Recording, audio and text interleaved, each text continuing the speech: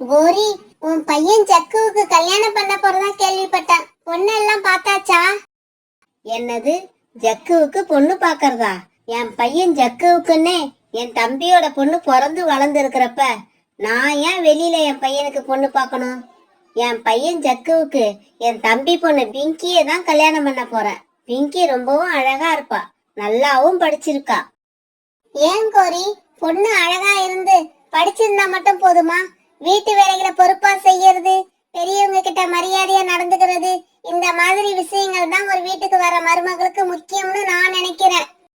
Rita, என் தம்பி பொண்ணு பிங்கி வீட்டு வேலைகளை பொறுப்பா செய்ய மாட்டாளா, இல்ல பெரியவங்களுக்கு மரியாதை கொடுக்க மாட்டான்னு உன்கிட்ட யாராவது சொன்னாங்களா? கோரி, உன் தம்பி பொண்ணு பிங்கி எப்படிப்பட்டவனு எனக்கு தெரியாது. நான் யதார்த்தமா வீட்டுக்கு வர மருமக எப்படி இருக்கணும்னு என் மனசுல பட்டதா சொன்னேன். நீ ஒன்னும் தப்பா நினைக்காத.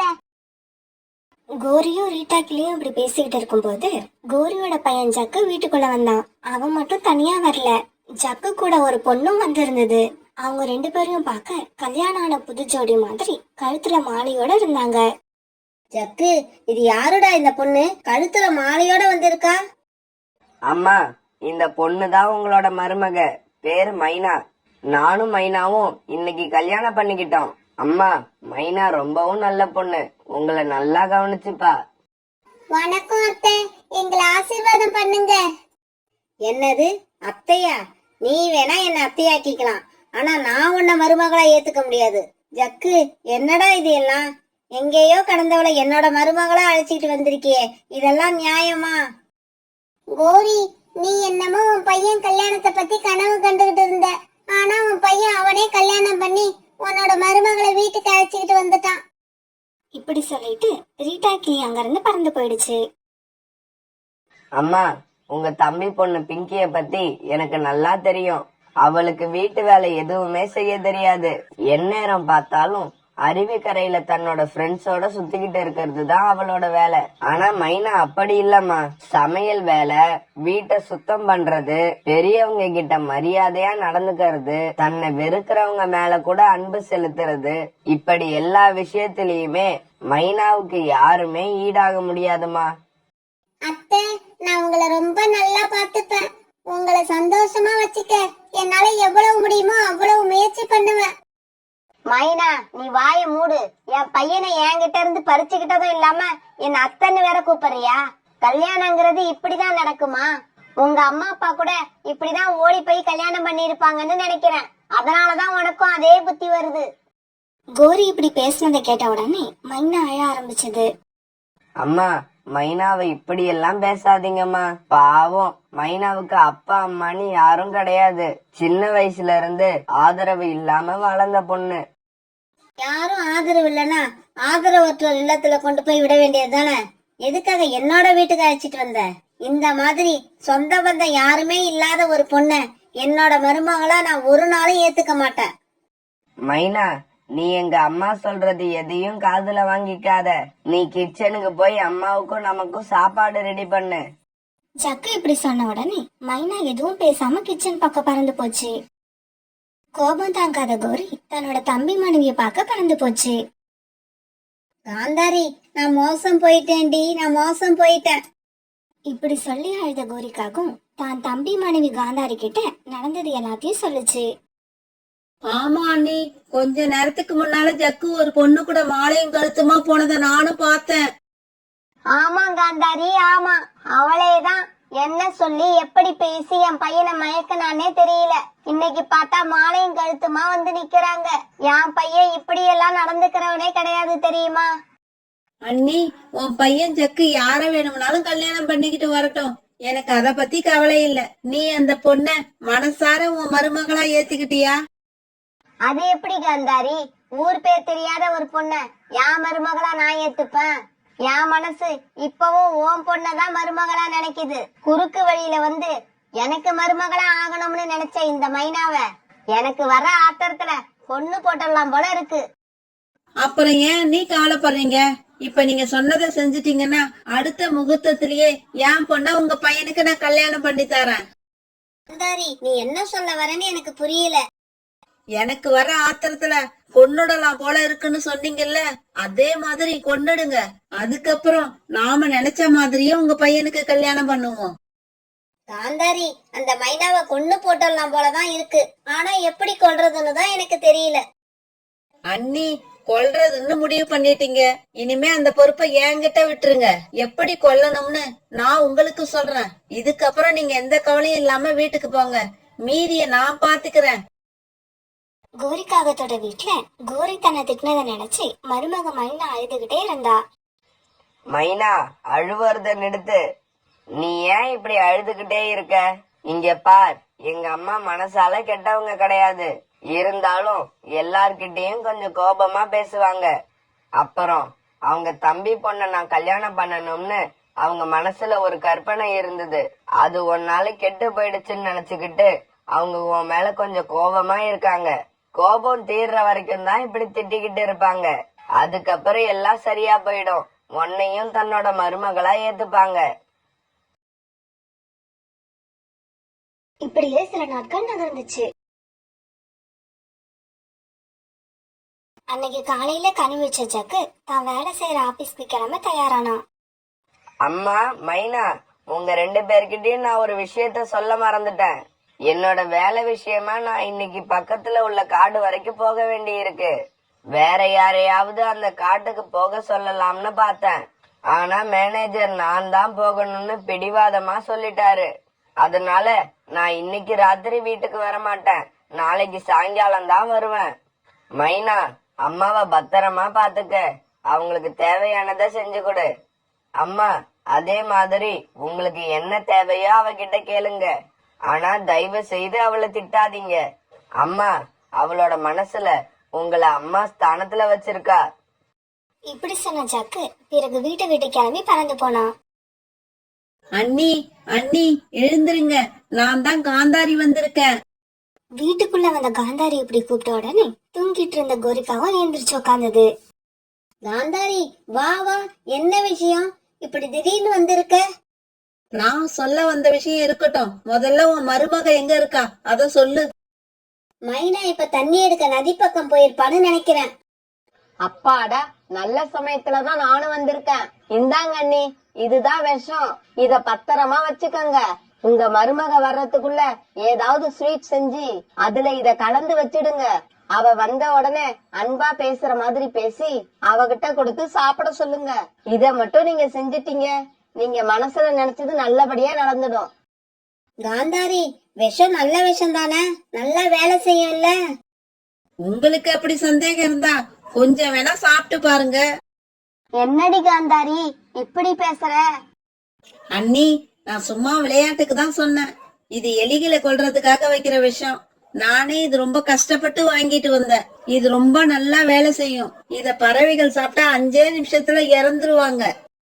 காந்தாரி, ரொம்ப நல்ல காரியம் பண்ணன. என் பையன் கூட இப்ப பக்கத்துல உள்ள காட்டுக்கு போயிருக்கான். நாளைக்கு சாயங்காலம் தான் வீட்டுக்கு வருவான். அதனால எந்த பிரச்சனையும் இல்ல. இந்த விஷத்தை வச்சு என் வீட்டுல என்னோட நிம்மதியை கெடுத்துக்கிட்டு இருக்க அந்த எலிய முதல்ல கொல்றேன். அப்பதான் நான் நினைச்சது நடக்கும். இப்படி கோரி வீட்டுக்கு வந்து விஷத்தை கொடுத்த காந்தாரி பிறகு தன்னோட வீட்டுக்கு பறந்து போயிடுச்சு. நதிக்கு போயிருக்க மைனா திரும்பி வர்றதுக்குள்ள ஏதாவது ஸ்வீட்டை செஞ்சு அதுல இந்த விஷத்தை கலந்து வச்சிட வேண்டியதுதான். அவ வந்த உடனே அன்பா பேசுற மாதிரி பேசி எப்படியாவது இந்த ஸ்வீட்டை சாப்பிட வச்சுட்டா அதுக்கப்புறம் நடக்கிறது எல்லாமே நல்லதாவே நடக்கும். இப்படி நினைச்ச கோரி அந்த விஷத்தை எடுத்துக்கிட்டு கிச்சன் பக்கம் பறந்து போய் ஸ்வீட் செய்ய ஆரம்பிச்சது. இப்படி போன கோரி கொஞ்ச நேரத்துல ஸ்வீட் செஞ்சு முடிச்சது. பிறகு அதை எடுத்துட்டு வந்து தன்னோட மருமக வரத்துக்காக வெயிட் பண்ணிக்கிட்டு இருந்தது. என்ன மிஸ்டர் ஜக்கு, இன்னைக்கு நீங்க கடற்கரை பக்கம் இருக்கிற காட்டுல உள்ள நம்ம கம்பெனிக்கு சில முக்கியமான ஃபைல்ஸை எடுத்துக்கிட்டு போகணும். அது உங்களுக்கு ஞாபகம் இருக்கா? அதுக்கு தயாரா தானே வந்திருக்கீங்க? என்ன சார் இப்படி கேட்டுட்டீங்க? நான் வேலை விஷயத்துல ரொம்பவும் கரெக்டா இருப்பேன்னு உங்களுக்கு தெரியாதா? நான் இப்ப அந்த காட்டுக்கு போறதுக்கு தயாரா தான் வந்திருக்கேன். நீங்க எல்லா ஃபைல்ஸையும் என்கிட்ட கொடுங்க. ஜக்கு, இந்த வேலையை உங்களை கமிட் பண்றதுக்கு முன்னாடி உங்களுக்கு கல்யாணம் ஆன விஷயம் எனக்கு தெரியாது. உங்க மேரேஜ் விஷயம் எனக்கு அப்புறம் தான் தெரியும். புதுசா கல்யாணம் ஆன உங்களை டிஸ்டர்ப் பண்ண நான் விரும்பல. அதனால அந்த ஃபைல்ஸ நம்ம ஆபீஸ் கிளர்க்கு கிட்ட கொடுத்து மத்தியானமே அந்த காட்டுக்கு அனுப்பி விட்டுட்டேன். அதனால நீங்க இப்ப சந்தோஷமா வீட்டுக்கு போகலாம். இதை கேட்ட ஜக்குக்கு உண்மையிலேயே ரொம்பவும் சந்தோஷமா இருந்தது. கோரி ரொம்ப ஆவலா எதிர்பார்த்துக்கிட்டு இருந்த அதோட மருமக மைனா இப்பதான் தண்ணி எடுத்துக்கிட்டு வீட்டுக்குள்ள வந்தது. அத்தை, இந்தாங்க அத்தை, இந்த பழத்தை சாப்பிடுங்க. இந்த பழம் நதிக்கரையில எனக்கு கிடைச்சது, உங்களுக்கு கொடுக்கலாம்னு தான் எடுத்துக்கிட்டு வந்தேன். மைனா, நீனும் தான் என் மேல எவ்வளவு அன்பா இருக்க. உன்னோட அன்பை நானும் இன்னைக்குதான் புரிஞ்சுக்கிட்டேன். அதனாலதான் உனக்கு என் கையாலேயே நான் ஸ்வீட் செஞ்சு வச்சிருக்கேன். இத கேட்ட மைனாவுக்கு ரொம்பவும் ஆச்சரியமா போயிடுச்சு. நிறைய சந்தோஷமாவும் இருந்தது. ஏன்னா மைனா கல்யாணம் ஆகி இந்த வீட்டுக்கு வந்த நாள்ல இருந்து இது வரைக்கும் கோரி இவ்வளவு அன்பா பேசினதே கிடையாது. அத்தை, நீங்க இப்படி பேசுறத கேட்கும் போது எனக்கு ரொம்ப சந்தோஷமா இருக்கு. இந்த நாளுக்காக தான் இத்தனை நாளா காத்துக்கிட்டு இருந்தேன். நான் மட்டும் என்ன, இந்த நாளுக்காக தான் ரொம்பவும் ஆவலா காத்திருக்க. இப்படி மனசுக்குள்ள நினைச்ச கோரி அந்த ஸ்வீட் இருந்த தட்டை மைனா பக்கம் நகர்த்துச்சு. மைனா, இந்த ஸ்வீட்டை முழுசா நீயே சாப்பிடணும், யாருக்கும் கொடுக்க கூடாது. இத நீ சாப்பிடறதுக்குள்ள கொஞ்ச நேரம் நதி பக்கம் போயிட்டு வந்துடுறேன். இப்படி சொன்ன கோரி பிறகு நதி பக்கம் பறந்து போச்சு. கடவுள் என்னோட வேண்டுதலை இவ்வளவு சீக்கிரம் நிறைவேற்றுவார்னு நான் நினைக்கவே இல்லை. இதுக்கப்புறம் எனக்கு வாழ்க்கையில எதுவுமே தேவையில்லை.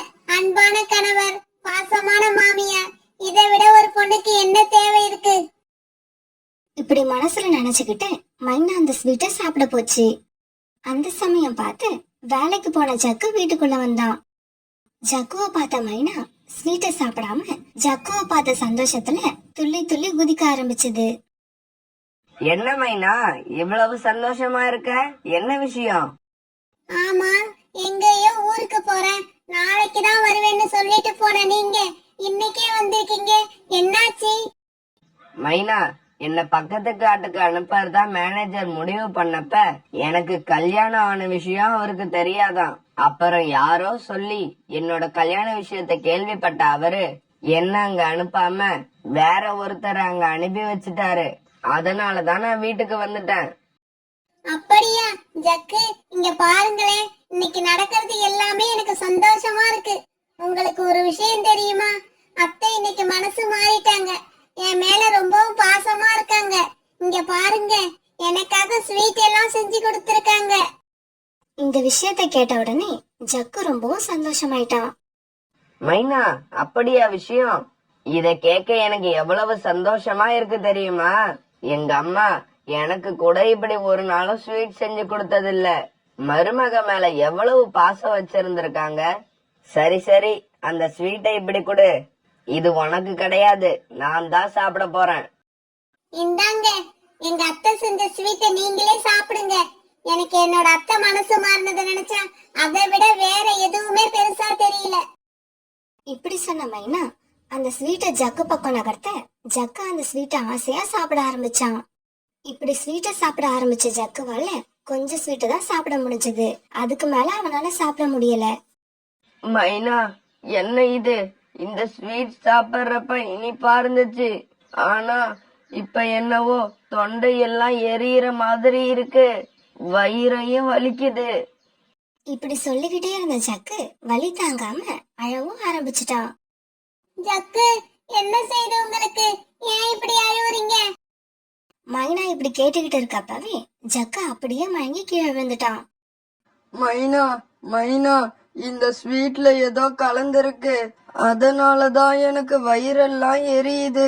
மூச்சு விட கூட எனக்கு இப்ப கஷ்டமா இருக்கு. ஜக்கு, தைரியமா இருங்க ஜக்கு, உங்களுக்கு ஒண்ணும் ஆகாது. நான் எதுவும் ஆக விட மாட்டேன். நான் இப்பவே போய் பருந்து டாக்டர் அழைச்சுக்கிட்டு வரேன். மைனா டாக்டரை கூப்பிட கிளம்பலான்னு நினைக்கிற நேரத்துல ஜக்குவோட அம்மா கோரி உள்ள வந்தது. அத்தை அத்தை, இங்க பாருங்க உங்க பையனை.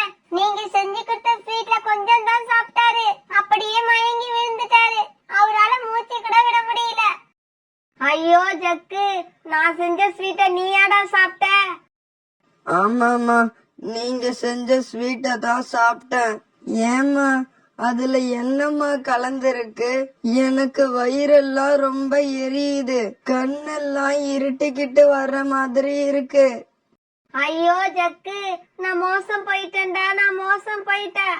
அதுல இந்த மைனாவை கொல்றதுக்காக விஷம் கலந்து வச்சிருந்தேன்டா. அந்த ஸ்வீட்டை நீ எப்படிடா சாப்பிட்ட? வீட்டுக்கு வரமாட்டேன், நாளைக்கு தான் வருவேன்னு சொல்லிட்டு போனியேடா. அந்த துணிச்சல்ல தான்டா நானும் வீட்டுல இருக்காம வெளியில போனேன். கடைசியில இப்படி என் வயிற்றுல நெருப்பள்ளி கொட்டிட்டியடா பாவி. கடைசி நேரத்துல ஜக்கு தன்னோட அம்மா கிட்ட ஏதோ சொல்ல ஆசைப்பட்டான். அம்மா அம்மா, மைனாவை பத்திரமா பாத்துக்குங்க. இப்படி சொல்லி முடிச்ச ஜக்கு அப்படியே தன்னோட கடைசி மூச்சையும் விட்டுட்டான். தன்னோட கண்ணு முன்னாலேயே ஜக்கு இறந்ததை பார்த்த மைனாவும் மயங்கி அப்படியே கீழே விழுந்தது. இது எல்லாத்தையும் பார்த்த கோரிக்காகவும் என்ன பண்றதுன்னு தெரியாம அழுதுகிட்டே இருந்துச்சு. மயக்கம் தெரிஞ்ச மைனா படுத்துக்கிட்டே இந்த மாதிரி புலம்ப ஆரம்பிச்சது. அத்தை, என்னத்தை இந்த மாதிரி பண்ணிட்டீங்க? நான் ஜக்குவை கல்யாணம் பண்ணிக்கிட்டு இந்த வீட்டுக்கு வந்தப்ப என் பையனை என்கிட்ட இருந்து நீ பறிச்சிட்டேன்னு சொன்னீங்க. ஆனா இப்ப நீங்க தான் என் கணவரை என்கிட்ட இருந்து நிரந்தரமா பறிச்சிட்டீங்க. நீங்க எல்லாம் எந்த மாதிரியான அம்மான்னு என்னால புரிஞ்சிக்க முடியல. தன்னோட சொந்த பையன் உயிரையே எடுத்துட்டீங்க. மைனா, நான் செஞ்சது தப்பு என்னன்னு என்னால நல்லா உணர முடியுது. நான் கடவுளாலேயே மன்னிக்க முடியாத பெரிய தப்பு பண்ணிட்டேன். இதுக்கான தண்டனைய எனக்கு நானே கொடுத்துக்கிறேன். இப்படி சொன்ன கோரிக்காகவும் திடீர்னு பாஞ்சு போய் ஜக்கு சாப்பிட்டு வச்ச மீதி ஸ்வீட்டை சாப்பிட ஆரம்பிச்சது. இத பார்த்த மைனா பதறி போய் அந்த ஸ்வீட் தட்டை தாவி போய் தட்டி விட்டுச்சு. இருந்தாலும் அதுக்குள்ள கொஞ்சம் ஸ்வீட்டை கோரிக்காகவும் சாப்பிட்டு இருந்தது. இதனால கோரிக்காகவும் மயக்கத்துல தள்ளாடிக்கிட்டு இருந்தது. இந்த சமயத்துல கோரிக்காகத்தை பார்க்க ரீட்டா கிளி கோரிக்காக வீட்டுக்கு வந்தது. ரீட்டா ஆண்டி, அத்தை விஷம் கலந்த ஸ்வீட்டை சாப்பிட்டுட்டாங்க. அவங்கள சீக்கிரமா பருந்து டாக்டர்ட்ட அழைச்சிட்டு போகணும். மைனா இப்படி சொல்லிக்கிட்டு இருக்கும்போதே கோரிக்காகம் மயக்கம் போட்டு கீழே விழுந்துருச்சு. இப்படி மயக்கம் போட்டு கீழே விழுந்த கோரிக்காகத்தை தூக்கிட்டு ரீட்டா கிளியும் மைனாவும் பருந்து டாக்டர் ஹாஸ்பிட்டலுக்கு போனாங்க. இப்ப பருந்து டாக்டர் கோரிக்காகத்தை நல்லா செக் பண்ணி பார்த்தாங்க. நீங்க எல்லாம் கொஞ்ச நேரம் வெளியில இருங்க. பருந்து டாக்டர் இப்படி சொல்ல ரீட்டா கிளியும் மைனாவும் டாக்டர் ரூமை விட்டு வெளியே வந்தாங்க. மைனா, என்னாச்சு? இதெல்லாம் எப்படி நடந்துச்சு? பிறகு மைனா நடந்தது எல்லாத்தையும் ரீட்டா கிளி கிட்ட அழுதுகிட்டே சொல்லுச்சு. ரீட்டா ஆண்டி, என்னோட தலையெழுத்து எப்படி இருக்கு பாத்தீங்களா? கொஞ்ச நேரத்துக்கு முன்னாடிதான் என்னோட கணவர் இறந்து போயிட்டாரு. இப்ப என்னோட அத்தையும் உயிருக்கு போராடிக்கிட்டு இருக்காங்க. பிறந்ததுல இருந்து யாருமே இல்லாம இத்தனை வருஷம் வாழ்ந்தேன். இதுக்கப்புறமும் அப்படியேதான் வாழணும்னு கடவுள் என் தலையில எழுதியிருக்காரு போல இருக்கு. மைனா, அழாத. உன் கதையை கேட்டா எனக்கும் மனசுக்கு ரொம்ப கஷ்டமா தான் இருக்கு. இருந்தாலும் நம்பிக்கையை மட்டும் இழந்துடாத. தைரியமா இரு. உங்க அத்தை கண்டிப்பா உயிர் பேசி உன் கூடவே இருப்பாங்க. இவங்க இப்படி பேசிக்கிட்டு இருக்கும் போது பருந்து டாக்டர் அங்க வந்தாங்க. ரீட்டா, ஏதோ சரியான நேரத்துல நீங்க கோரிக்காகத்தை தூக்கிட்டு வந்ததுனால உயிருக்கு ஒன்னும் ஆபத்து இல்லாம போயிடுச்சு. இருந்தாலும் விஷம் போய் குடல் எல்லாம் பாதிச்சிருக்கிறதால 1 வாரம் ஹாஸ்பிட்டல்ல இருந்து ட்ரீட்மெண்ட் எடுத்துக்கிட்டோம். அதுக்கப்புறம் வீட்டுக்கு அழைச்சிக்கிட்டு போகலாம். இப்படியே சில நாட்கள் நகர்ந்துச்சு. அந்த 1 வாரமும் கோரிக்காகத்தை மைனா தான் கவனிச்சுக்கிச்சு. அது ராத்திரி பகல்னு பாராம தன்னோட அத்தை பக்கத்துல இருந்து ரொம்ப கண்ணும் கருத்துமா பாத்துக்குச்சு. மைனாக்காக இப்படி தன்னோட அத்தைய அன்பா கவனிச்சுக்கிறத பார்த்த பருந்து டாக்டருக்கு ஒரே ஆச்சரியம்.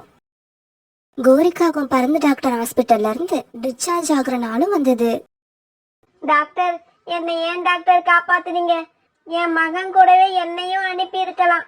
நான் செஞ்ச தப்ப நினைச்சு நினைச்சு நான் உயிரோட இருக்கிற வரைக்கும் என் மனசாட்சி என்ன உறுத்திக்கிட்டே இருக்கும். இங்க பாரு கோரி, உனக்கு மருந்து கொடுத்தது மட்டும்தான் நான். மத்தபடி உன்னை அன்பா கவனிச்சு வேலைக்கு உணவு கொடுத்து உன்னை இந்த அளவுக்கு கொண்டு வந்து உன் உயிரை காப்பாத்தினது உன் மருமக மைனாதான். இப்படி ஒரு மருமக கிடைக்க நீ கொடுத்து வச்சிருக்கணும்.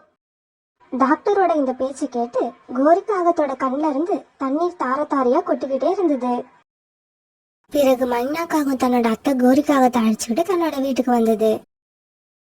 வீட்டுக்கு வந்ததுக்கு அப்புறம் கோரிக்காகவும் தான் மருமக மைனாவை பார்த்து பார்த்து அழுதுகிட்டே இருந்தது. அத்தை, என்ன முன்னாடி எல்லாம் வெறுப்போட பாப்பீங்க. என் கணவர் இறந்ததுக்கு அப்புறம் நான் ஏதாவது திட்டுவேன்னு பயத்தோட பாக்குறீங்க. என்ன நீங்க பாசத்தோட எப்பதான் பாப்பீங்க? நான் உங்ககிட்ட எதிர்பார்க்கறது எல்லாமே அததான். அத்தை, உங்க பாசத்தை தான் எதிர்பார்க்கிறேன். மைனா, இப்ப நான் சொல்றத நல்லா கேட்டுக்க. எனக்கு இந்த ஜென்மம்னு இல்ல, நான் எத்தனை ஜென்மம் எடுத்தாலும் எனக்கு மருமகளா நீதான் வரணும். இப்படி பேசிக்கிட்டே இருந்த கோரிக்காகவும் மைனாவும் பிறகு அப்படியே படுத்து தூங்கிட்டாங்க. மறுநாள் பொழுது விடிஞ்சிச்சு. காலையில கோரிக்காவும் எழுந்திருச்சு பார்த்தப்ப மைனா தன்னோட கூட்டுல ஒரு முட்டையிட்டு இருந்தது. இப்படியே சில நாட்கள் நகர்ந்துச்சு. ஒரு நாள் அந்த முட்டையில இருந்து ஒரு சின்ன காகம் வெளிவந்தது. அத்தை பாத்தீங்களா, கடவுள் நாம மறுபடியும் சந்தோஷமா இருக்கணும்னு நினைச்சிருக்காரு போல இருக்கு. அதனாலதான் இந்த குழந்தைய நம்ம கிட்ட அனுப்பி இருக்காரு. மைனா, நீ எவ்வளவு நல்லவளா இருக்க. உன்னை நான் புரிஞ்சுக்காம என்னென்னமோ செஞ்சு நம்ம குடும்பத்தையே சீரழிச்சிட்டேன். அத்தை, நடந்தது எல்லாத்தையும் மறந்துடுங்க. இந்த குழந்தை முகத்தை பாருங்க. இதுக்காகவாவது நீங்க இனிமே சந்தோஷமா இருக்கணும். என்னால மறக்க முடியாது மைனா, என்னால மறக்க முடியாது. என்னோட கையாலேயே என் பையனை நான் கொன்னேன். நான் செஞ்ச பாவத்துக்கு எல்லாம் மன்னிப்பே கிடையாது. அத்தை, உங்க பையன் இறக்கல. இதோ பாருங்க, உங்க பையனை மறுபடியும் உங்களுக்கு பேரனா கடவுள் உங்ககிட்ட தான் அனுப்பி இருக்காரு. மைனா, எனக்கு ஒரு சத்தியம் செஞ்சு கொடுப்பியாமா? சத்தியமா? எதுக்காக அத்தை? என்னோட பேரன் வளர்ந்து பெரியவன் ஆனதுக்கு அப்புறம் உன்னோட பாட்டி தாண்டா உங்க அப்பாவை விஷம் வச்சு கொன்னுட்டாங்கன்னு தயவு செய்து அவங்கிட்ட எந்த காலத்திலும் சொல்லிடாதம்மா. நீ அப்படி சொல்லிட்டேன்னா அவனுக்கு எந்த சொந்தங்கள் மேலேயும் நம்பிக்கை இல்லாம போயிடும். அத்தை, நான் எவ்வளவு தடவை சொன்னாலும் கேட்க மாட்டீங்களா? அழாதீங்க. உங்க பேரனை பத்திரமா பாத்துக்குங்க. நான் போய் நம்ம 3 பேருக்கு உணவு தேடி எடுத்துக்கிட்டு வரேன். இப்படி சொன்ன மைனாக்காகவும் பிறகு உணவு தேடுறதுக்காக வெளியே கிளம்பி போச்சு. கோரிக்காக இப்ப மைனா மேல ரொம்பவும் பாசமா இருக்கிறத காந்தாரியால தாங்கிக்க முடியல. மைனா, உன் கணவனை விஷம் வச்சு கொண்ட உன் அத்தை கூட இன்னும் நீ சந்தோஷமா ஒரே வீட்டுல வாழ்ந்துகிட்டு இருக்கியே, உன்னால எப்படி இதெல்லாம் முடியுது? அந்த விஷயத்தை என்ன கொல்றதுக்காக நீங்க தானே வாங்கிட்டு வந்து கொடுத்தீங்க. இப்ப என்னமோ ஒன்னும் தெரியாத அப்பாவி மாதிரி என்கிட்ட பேசுறீங்க. ஆமா, நான் தான் வாங்கிட்டு வந்து கொடுத்தேன். ஆனா நானாவா வாங்கிட்டு வந்து கொடுத்தேன்? உங்க அத்தை ஓ மேல அந்த அளவுக்கு வெறுப்பு வச்சிருந்தாங்க. அதனால உனக்குன்னு விஷம் வாங்கிட்டு வர சொன்னதே உங்க அத்தை தானே. நல்ல எண்ணம் கொண்டவங்க அடுத்தவங்க தீய வழியில போகும்போது அவங்கள தடுத்து நிறுத்துவாங்க. உங்கள மாதிரி அவங்க கூட துணைப்பாக மாட்டாங்க. இங்க பாருங்க, எது நல்லது, எது கெட்டது, எதை செய்யணும், எதை செய்யக்கூடாது, இது எல்லாம் எனக்கே தெரியும். மத்தவங்க பேச்ச கேட்டு நடந்துக்கிற அவசியம் எனக்கு இல்ல. இப்படி சொன்ன மைனா பிறகு அங்கிருந்து பறந்து போயிடுச்சு. பிறகு கொஞ்ச நாள் கழிச்சு கோரிக்காவும் தான் மருமக மைனா கிட்ட இந்த மாதிரி பேச ஆரம்பிச்சது. மைனா, இதுக்கப்புறம் உணவு தேட நானே போறேமா. நீ பையனை பாத்துக்கிட்டு வீட்டுல இரு. அத்தை, உங்களை உணவு தேட சொல்லி அனுப்பிட்டு நான் வீட்டுல உட்காந்து சாப்பிடுறது அவ்வளவு நல்லா இருக்காது. நீங்க போய் உணவு தேட தேவையில்லை. இல்ல மைனா, இப்படியெல்லாம் சொல்லாத. இப்படியெல்லாம் சொல்லி என்னை வீட்லயே இருக்க வச்சிடாத. நான் செஞ்ச பாவத்துக்கு நான் எப்படி பரிகாரம் தேடுறதுன்னு தவிச்சுக்கிட்டு இருக்கேன். என்னை இந்த வேலையாவது செய்ய விடு. பிறகு அன்னையில இருந்து கோரிக்காக தான் உணவு தேட போச்சு. தினமும் தான் மருமகளுக்கும் பேரனுக்கும் நல்ல நல்ல உணவா தேடி பார்த்து எடுத்துட்டு வர ஆரம்பிச்சது. இப்படி இவங்க 2 பேருக்கும் உணவு கொண்டு வந்து கொடுக்கறதுல கோரியோட மனசுல ஒரு இனம் புரியாத சந்தோஷம் உண்டாச்சு. இப்படியே சில நாட்கள் நகர்ந்துச்சு. மைனாவோட குழந்தையும் இப்ப பெருசா வளர்ந்துட்டான். நல்லா பறக்க கத்துக்கிட்டான். இப்ப எல்லாம் எங்க போனாலும் 3 பேரும் ஒன்னாவே போயிட்டு ஒன்னாவே வந்தாங்க. இப்படி ஒன்னா இருக்கிறது இவங்க 3 பேருக்குமே ரொம்ப சந்தோஷமா இருந்துச்சு. ஒரு நாள் இவங்க 3 பேரும் அருவிக்கரைக்கு போனாங்க. அங்க போனதும் மைனா தன்னோட குழந்தைய விளையாட விட்டுட்டு தன்னுடைய அத்தை கோரிக்காகத்து கூட பேசிக்கிட்டு இருந்தது. அப்ப அவங்க கிட்ட ஒரு ராட்சச கழுகு வந்தது. அந்த கழுக பார்த்த உடனேயே கோரி ஏதோ ஆபத்து வரப்போகுதுங்கிறத உணர்ந்து தன்னுடைய மருமக கிட்ட இப்படி சொல்லுச்சு. மைனா, சீக்கிரமா உன்னுடைய குழந்தைய தூக்கிக்கிட்டு இந்த இடத்தை விட்டு பறந்து போயிடு. அத்தை, உங்களை இப்படி ஆபத்துல விட்டுட்டு என்னால எங்கேயும் போக முடியாது. இங்க பாருங்க, யாரும் எங்கேயும் போக வேண்டாம். வயசானவங்க மாமிசம் எனக்கு தேவையில்லை. அந்த குழந்தைய மட்டும் நான் எடுத்துக்கிறேன். உங்க 2 பேரையும் நான் ஒன்னும் செய்ய மாட்டேன். இப்படி சொன்ன கழுகு பிறகு மெதுவா மைனாவோட குழந்தை அந்த பக்கம் போச்சு. இத பார்த்த கோரிக்காகவும் ஆவேசமா அந்த கழுகு மேல பாஞ்சு சண்டை போட ஆரம்பிச்சது. கோரிக்காகத்துக்கும் அந்த கழுகுக்கும் ரொம்பவும் ஆக்ரோஷமா சண்டை நடந்தது. மைனா மைனா, இப்பயாவது நான் சொல்றதை கேளு. குழந்தைய தூக்கிக்கிட்டு இங்க இருந்து போயிடு, இல்லாட்டி உங்க உயிருக்கும் ஆபத்து. நீயும் குழந்தையும் இறந்து போறதை என் கண்ணால பார்க்க முடியாது. பிறகு வேற வழி இல்லாத மைனா அழுதுகிட்டே தன்னோட குழந்தைய மட்டும் தூக்கிட்டு அந்த இடத்த விட்டு பறந்து போயிடுச்சு. கடைசியா அந்த கழுகு கோரிக்காகத்தை அடிச்சு கொண்டு சாப்பிட ஆரம்பிச்சது. இப்படி சாப்பிட ஆரம்பிச்ச அந்த கழுகு கோரிக்காகத்தை முழுசா சாப்பிட்டுடுச்சு. அந்த குழந்தையோட கறி நம்ம வாய்க்கு நல்லா இருக்குமேன்னு சாப்பிட ஆசைப்பட்டா இந்த வயசான காகம் குறுக்க வந்து எல்லாத்தையும் கெடுத்துருச்சு. அத்தை, என் கண்ணு முன்னாலேயே உங்களை பறி கொடுத்துட்டேனே அத்தை. உங்க பேர உயிரை காப்பாத்துறதுக்காக உங்க உயிரையே கொடுத்துட்டீங்க. இப்படி தன்னோட அட்டைய நினைச்சுக்கிட்டு அழுதுகிட்டே இருந்த மைனாக்காகவும் அப்படியே தூங்கிடுச்சு. மைனா மைனா, இந்த அத்தை இறந்ததை நினைச்சு நீ எப்பவும் அழக்கூடாது. அத்தை இறக்குறப்ப ரொம்ப கஷ்டப்பட்டு செத்து போயிருப்பேன்னு நினைச்சியா? இல்லம்மா, நான் ரொம்பவும் சந்தோஷமா இறந்து போனேன்.